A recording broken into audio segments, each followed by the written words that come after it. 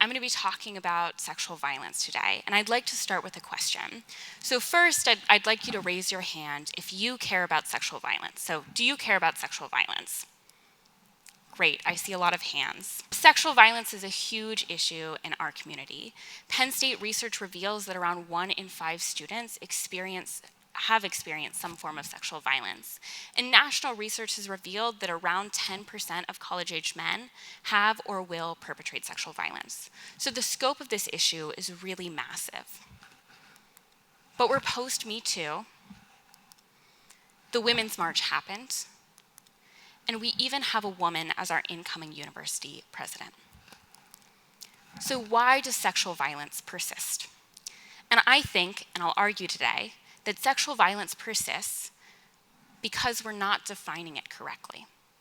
Simply put, to address sexual violence, we have to understand it correctly so we can have institutional discourse that is robust and addresses it, and we can also develop solutions that get at its root causes. We have to understand how and why it manifests in our community. And this question is asked by quite a few students. I came across it when I got involved in Penn State's Gender Equity Coalition, a group of students passionate about structural changes to address gender inequities in our community. And one of the projects that they have been working on recently was about the Penn State campus climate surveys. These campus climate surveys are initiated to understand the pervasiveness and the correlates around sexual misconduct and violence in our community. And we as students know that collecting data is so integral to developing data-informed and research-based solutions. It helps us answer questions like, who is affected by sexual violence in our community? And who perpetrates sexual violence in our community? And it helps us move forward and beyond that by helping us address questions like, what policies need to be changed? And where do educational and intervention efforts need to be increased? And so, given that it was 2020, it was 2 years after this survey had been initiated, members of the Schreier Gender Equity Coalition and other student leaders began to meet with administrators behind closed doors and asked for the release of these survey results.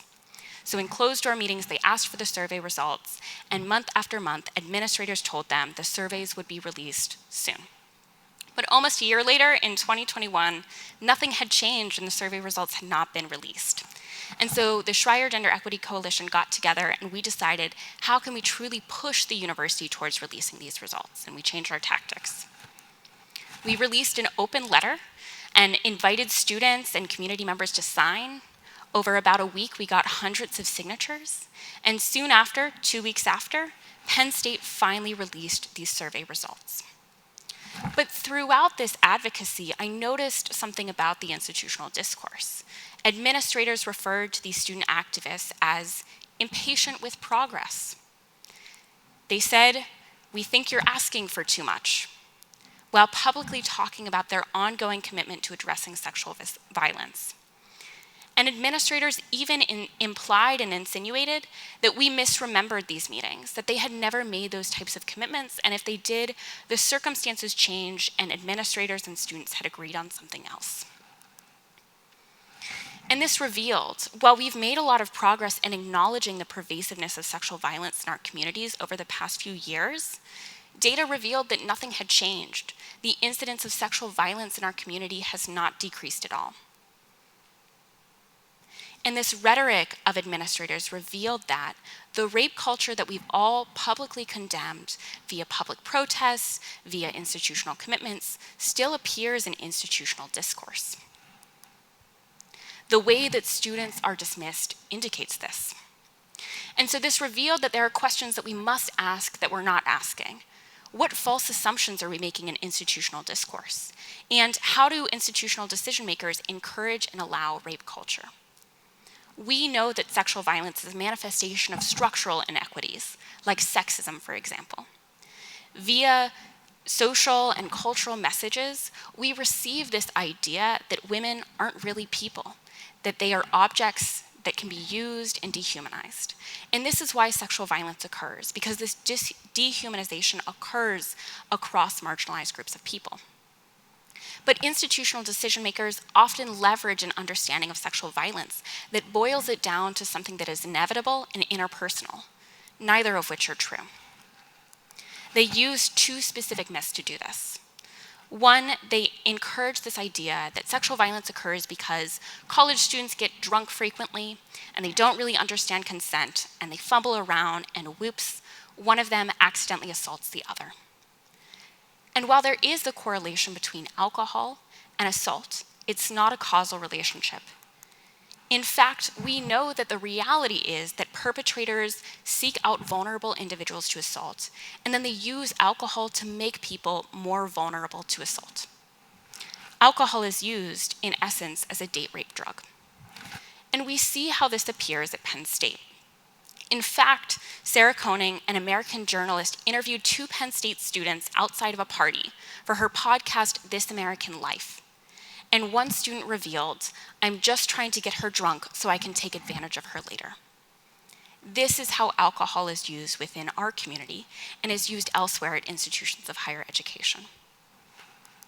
But administrators and institutional decision makers don't understand this correlation like that. They instead insinuate that the relationship between alcohol and assault is a causal relationship. And in effect, to avoid being assaulted, people who are likely to be assaulted should just mitigate their drinking. They insinuate that sexual assault is a health-related impact of high-risk drinking. They use this in their rhetoric. And this kind of institutional discourse creates solutions that are inadequate because it doesn't look at the root and structural causes of why sexual violence occurs. It doesn't look at those structural inequities and systemic issues.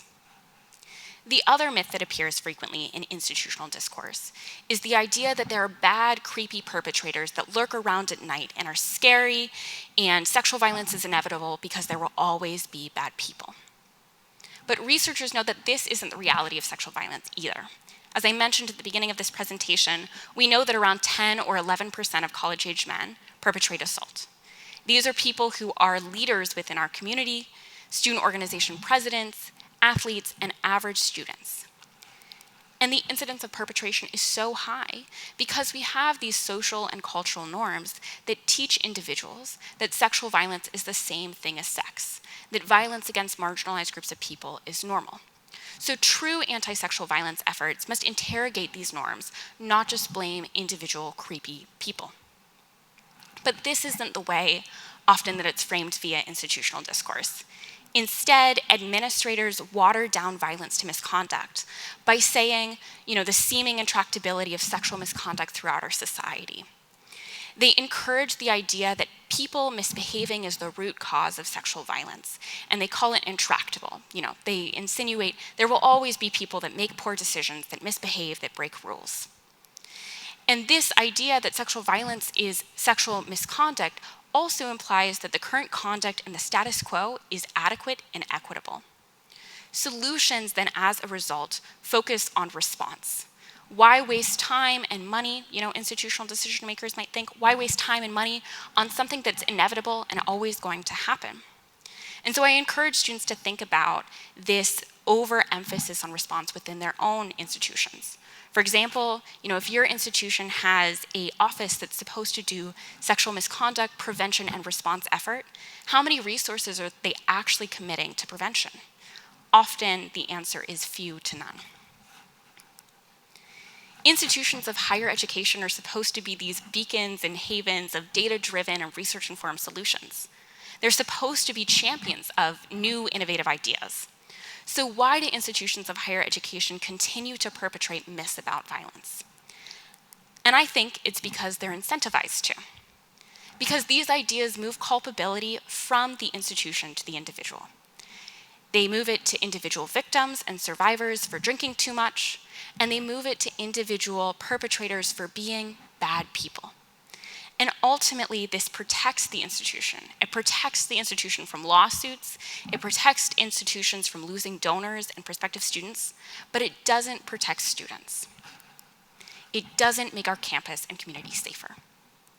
And it isolates victims and survivors by failing to acknowledge that violence is collective, instead teaching them that by virtue of their identities, they should expect to be violated. If we truly care about sexual violence, as indicated by many of your hands raised, we need to do more. We need to challenge these individual narratives, and we can do this in two ways. First, we need to define sexual violence correctly. We need to understand that it's a manifestation of those structural inequities that I've talked about. Sexual violence occurs because we are taught growing up that women are objects, Black, Indigenous, and people of color are less than, disabled people are broken, and queer and trans folks are weird. These ideas permeate our culture and create a reality in which we see violence against these marginalized people as inevitable. Second, we need to accept vulnerability and accountability as a community. We need to understand and assess that these cultural norms occur here, and we need to demand that institutional decision makers are transparent with and accountable to students. We need to look at the structural roots of these issues. Because ultimately, 1 in 5 individuals in our community at Penn State have been victims of sexual violence. But it doesn't need to be this way. Our community can champion data-driven, research-based solutions. We can become a safer, more equitable place. And I want you to imagine this type of community. I want you to imagine if institutions would champion and acknowledge these structural roots of sexual violence. If they would publish data and share it with students, empowering them to participate in institutional decision-making and assess what structural reforms can occur to make our campus and community safer. What would it mean if they didn't just brush sexual violence off as misconduct, but rather acknowledge it for what it is, violence? Imagine a community that prioritizes the safety of people within the community over institutional image. And if we do this at Penn State, we can truly have a domino effect, because we can educate students on the root causes of sexual violence. And so they can go out and be citizens and community leaders elsewhere that understand these roots and are ready to champion solutions there. We can also encourage other institutions that have such high incidence of sexual violence to be leaders too, to accept vulnerability and accountability and pursue the bold reforms necessary to make more equitable and just campuses. If we together agree that sexual violence is bad, and it is, we need to move one step further. We need to define it correctly, because defining it correctly opens the doors for the reforms that are necessary to actually decrease the incidence of it. Thank you.